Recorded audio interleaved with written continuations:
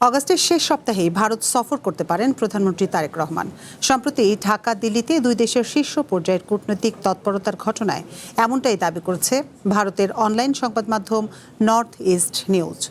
তাদের এক প্রতিবেদনে আমেরিকার কৌশলগত অবস্থান, শেখ হাসিনাকে প্রত্যর্পণের সম্ভাবনার মতো বিষয়গুলো উঠে এসেছে। রাষ্ট্রপতি নির্বাচনের পর অগাস্টের শেষ সপ্তাহেই ভারত সফর করতে পারেন প্রধানমন্ত্রী তারেক রহমান। বাংলাদেশের নিরাপত্তা সূত্রের বরাত দিয়ে ভারতীয় গণমাধ্যম নর্থ ইস্ট নিউজের প্রতিবেদনে এমন সম্ভাবনার কথা উঠে এসেছে, যেখানে বলা হচ্ছে সেপ্টেম্বরে দিল্লিতে ব্রিক্স সম্মেলনে উপস্থিত থাকার ব্যাপারে অপারগতার কথা জানিয়েছেন প্রধানমন্ত্রীর ঘনিষ্ঠ কর্মকর্তারা। এরপরই অগাস্টের শেষে বাংলাদেশের প্রধানমন্ত্রীর দিল্লি সফরের বিকল্প এই পরিকল্পনা চলছে।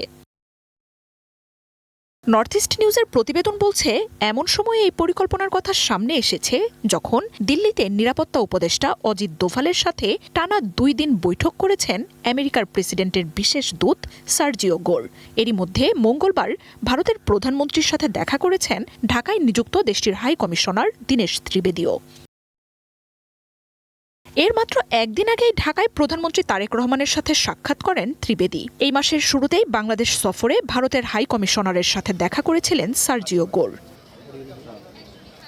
প্রধানমন্ত্রী নরেন্দ্র মোদী ছাড়াও দিল্লিতে শীর্ষ কূটনীতিকদের সাথেও বৈঠক করেছেন বাংলাদেশে নিযুক্ত ভারতের হাই কমিশনার। তবে মঙ্গলবার দোভাল গোরের বৈঠকে দীনেশ ত্রিবেদী ছিলেন কিনা তা নিশ্চিত করা হয়নি।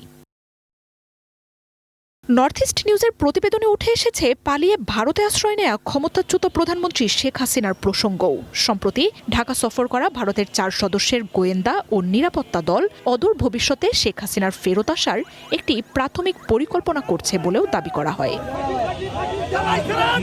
ঢাকা ও দিল্লিতে আমেরিকা, ভারত ও বাংলাদেশের কূটনীতিকদের ধারাবাহিক এসব বৈঠক ব্যাপক আলোচনার জন্ম দিয়েছে।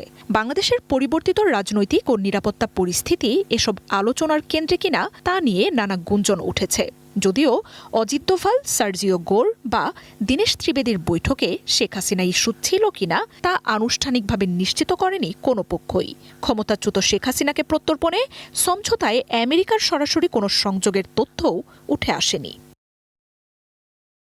তারেক রহমানের সরকারের সাথে সম্পর্ক, কার্যক্রম নিষিদ্ধ আওয়ামী লীগের সাথে ভারসাম্য রক্ষা আর দ্বিপাক্ষিক ও নিরাপত্তার মতো বহু বিষয় মিলিয়ে ভারতের জন্য ওই চ্যালেঞ্জ অত্যন্ত স্পর্শকাতর হয়ে উঠেছে।